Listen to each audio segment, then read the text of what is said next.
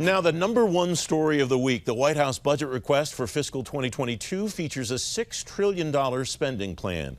The top line numbers match the skinny budget the White House released in April. Tina Jonas is senior advisor in the International Security Program at the Center for Strategic and International Studies. She's former Undersecretary of Defense Comptroller. Dave Mader is Civilian Sector Chief Strategy Officer at Deloitte. He's former controller at the Office of Management and Budget. Friends, welcome. Thanks for coming on the program today. Tina, what are the first steps for government leaders after the release of this budget? When people get back to work Tuesday morning, what does this mean for the jobs that they'll do? Well, thank you. This is a very hectic time. The key matters ahead of them are obviously defending the budget request. Particularly the budget officers are going to be on the Hill and talking to their counterparts on the various committees, defending this proposal. This is unprecedented amount of money proposed in this budget, and a lot of legislation to be acted on. So there's going to be a lot of activity, but I would expect a lot of days on Capitol Hill. Is it symbolic or meaningful of anything, Tina, that some of the people in the Defense Department have already been to the Hill to start to talk about the budget, even though we didn't have a formal request from the White House yet?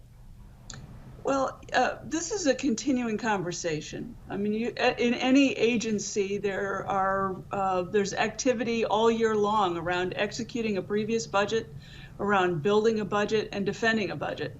So communication is constant, and I would imagine there's just going to be further intensity around the president's proposal.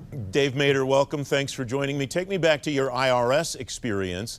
How much impact does the White House budget request have inside the agency? Does it make a difference as to what those leaders will do next week and next month and in the next several months?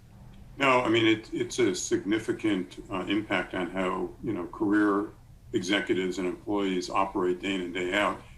And I think more so now when you have a transition from one administration to another and a, significant shift in policy direction, that causes the agency to basically step back and look at what's been going on, since the inauguration, and starting to actually align their programs and align their investments and their actions around program priorities consistent with the Biden-Harris administration. So, I think as Tina said, the budget process is a year-round budget. It's not, a once a year set of activities, more so now with the transition to a new administration. Dave, given that we're here at the end of May, beginning of June, thinking about these issues, and Congress is starting to work theoretically when it comes back from the Memorial Day recess to work through this budget on both sides of the Hill, a lot of people seem to think we're destined for another continuing resolution. What do you think financial management leaders should be doing in the next month or so to plan for that possibility? I think, Francis, that we're so used to continuing resolutions over the last, 15 years that, agency executives, are constantly prepared for the potential that there will be, a lapse in appropriation and a continuing resolution, whether it's, a matter of weeks, months, or in some cases, multiple months.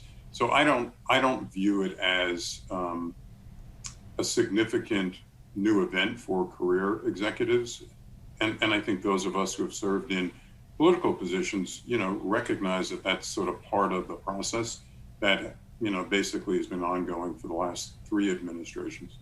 Tina, you mentioned a moment ago that the time is coming or here for agency officials to go to the Hill and defend the budgets. What does that process look like behind the scenes? I'm sure it's not just what we see in public in the hearing process, right? Absolutely. And, there's a lot of conversation. Members of the administration and their staffs are bringing their justification books. They are holding briefings with staff individuals on the Hill and really going in depth on the budget. And so they bring their knowledge, their experience, and hopefully a lot of details that are discussed, hours and hours of work on the Hill. Tina, in your experience, what are the effective ways to change minds when you meet a member of Congress or members of Congress that have a different idea for the budget than someone in the department has?